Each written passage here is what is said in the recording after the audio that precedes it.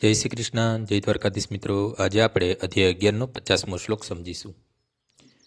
સંજય ઉવાચ ઇત્યર્જુનમ વાસુદેવસ્તતોક્ત્વા સ્વકં રૂપમ દર્શયામાસ ભૂયઃ આશ્વાસયામાસ ચ ભીતમેનમ ભૂત્વા પુનઃ સૌમ્યવ મહાત્મા.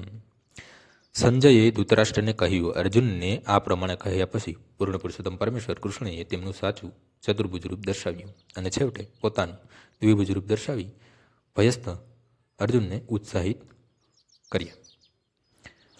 કૃષ્ણ જ્યારે વાસુદેવ અને દેવકીના પુત્ર રૂપે પ્રકટ થયા ત્યારે સૌ પ્રથમ તેઓ ચતુર્ભુજ નારાયણ રૂપે જ પ્રકટ થયા હતા, પરંતુ જ્યારે તેમના માતા પિતાએ વિનંતી કરી ત્યારે તેમણે સામાન્ય બાળકનું રૂપ ધારણ કરી લીધું. તે જ પ્રમાણે કૃષ્ણ જાણતા હતા કે અર્જુન તે ચતુર્ભુજ રૂપના દર્શન કરવા માટે કોઈ રુચિ ન હતી, પરંતુ અર્જુનને આ ચતુર્ભુજ રૂપ જોવાની ઈચ્છા કરી હતી. તેથી કૃષ્ણએ તેને ફરીથી આ રૂપ પણ બતાવ્યું હતું અને પછી તેમણે પોતાની દ્વિભુજ સ્વરૂપે દર્શાવ્યા. સૌમ્ય વપુહ શબ્દ મહત્વપૂર્ણ છે. તેમનો અર્થ છે અત્યંત સુંદર રૂપ. તે સૌથી સુંદર રૂપ તરીકે જાણીતું છે.